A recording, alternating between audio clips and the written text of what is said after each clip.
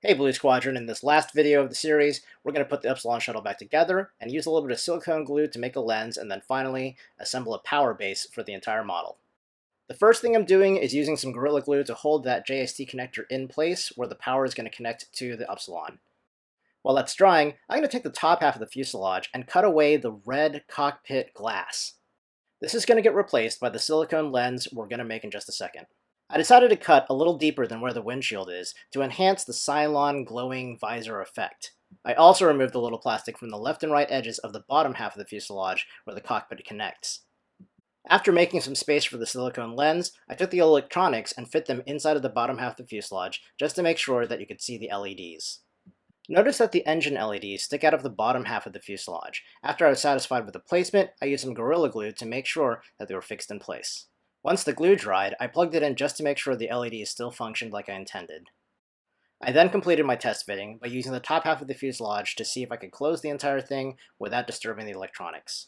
Once I was satisfied with the fit, I placed the wings back into their slots and then used a little bit of Gorilla Glue and the one remaining post hole. That's going to seal the fuselage together. Notice that I have the power plugged in the entire time that I'm putting it back together. This is to make sure that I don't accidentally ground out the circuit.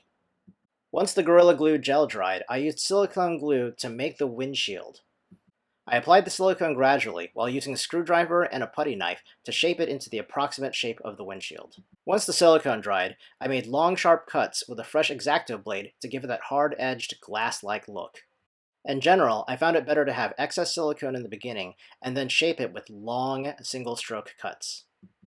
After putting the model back together, I still found that it leaked a lot of light, especially at the seams where I'd stuck in a screwdriver to tear the model apart. Since the entire model is going to be painted chrome in the end anyway, I used some green stuff to seal these edges. At this point, the only thing left to do is to put together the power base.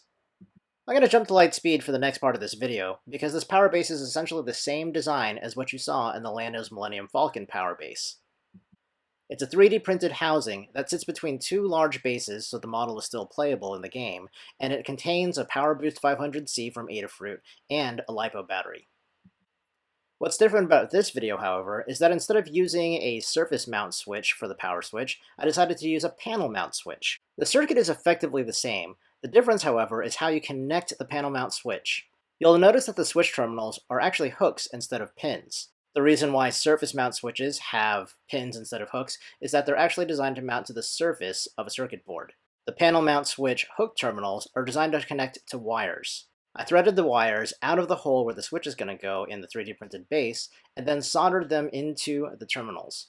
This is actually significantly easier to do than soldering the wires to the pins of a surface mount switch, and they don't really require additional insulation. After testing to see that the switch works, I drilled holes for the mounting pins for the panel mount switch. The advantage of using hardware instead of superglue to hold the panel mount switch in place is that superglue fumes tend to get everywhere inside of the electronics. I found that some of my older power bases with glued-in switches actually have malfunctioning switches at this point. In fact, I decided to use silicone glue to do the final mounting of the large base to the top of the battery pack. The solvent for silicone glue is actually just vinegar, so it doesn't leave a cloudy surface on any of the plastic that it touches. Once again, thanks for watching this video series, and if you like what you saw, please go ahead and subscribe to the Blue Squadron YouTube channel. After these models get painted, I'll go ahead and do another video showing the final product. Thanks for watching.